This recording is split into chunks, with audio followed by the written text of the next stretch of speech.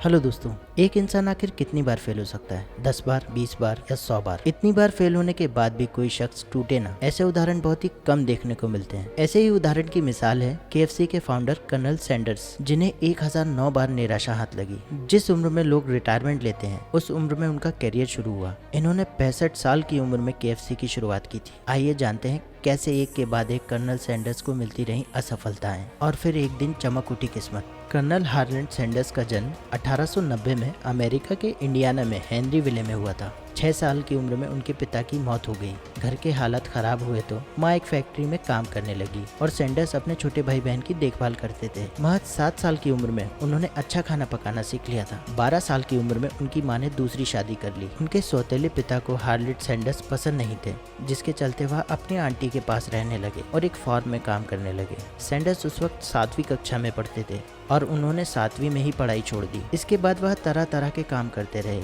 और सेना में भर्ती हुए, लेकिन वहां से निकाल दिए गए। कुछ वक्त रेलवे में काम किया। करीब 19 साल की उम्र में उन्होंने शादी कर ली। रेलवे में काम करते हुए कुछ विवाद के चलते उन्होंने रेलवे की नौकरी छोड़ दी, जिसके बाद उनकी पत्नी भी बच्चों को लेकर उनसे अलग हो गई। अपने जीवन में उन्होंने और भी तरह तरह के छोटे मोटे काम किए।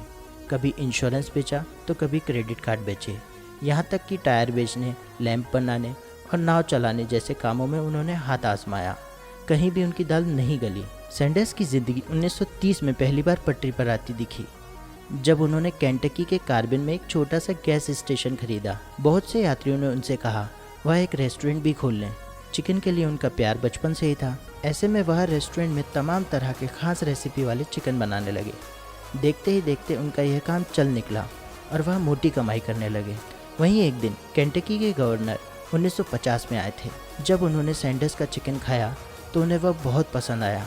फिर क्या था, उन्होंने हार्लैंड सैंडर्स को कर्नल की उपाधि दे दी और तभी से उन्हें कर्नल सैंडर्स के नाम से जाना जाता है। कर्नल की उपाधि देश का बहुत ही सम्मानित टाइटल माना जाता है। जहां सैंडर्स का रेस्टोरेंट था, वहां से एक हाईवे निकलने के चलते उनका रेस्टोरेंट टूट गया। इसके बाद उनके संघर्षों का एक और दौर शुरू हो गया। उन्होंने सोचा क्यों ना कि रेस्टोरेंट को अपनी रेसिपी दी जाए और बिक्री पर मुनाफा कमाया जाए। इसी सोच के साथ उन्होंने तमाम रेस्टोरेंट में जाकर अपनी फ्राइड चिकन की रेसिपी बेचने की डील करनी शुरू की। वह जहाँ जाते वहाँ निराशा हाथ लगती। 1009 बार उन्हें ना सुनना पड़ा। इसके बाद उन्हें पहली हाँ सुनने को मिली और यहाँ से शुरू हुआ KFC की कामयाबी का सफर। जब कर्नल सैंडर्स को एक रेस्टोरेंट ने हाँ कर दी तो वह अपना चिकन वहाँ बेचने लगे और मुनाफे पर कुछ फायदा लेने लगे। वह रेस्टोरेंट को मसाले के पैकेट भेजते थे, जिससे कि उनकी रेसिपी खुफिया रही और साथ ही लोगों को बेहतरीन स्वाद भी मिला। यहाँ से KFC फेमस होने लगा। इसके बाद 1963 में अक्टूबर महीने में एक वकील जॉन वाइब्रास जूनियर और व्यापारी जैक सी मैसी ने सैंडर्स से मुलाकात की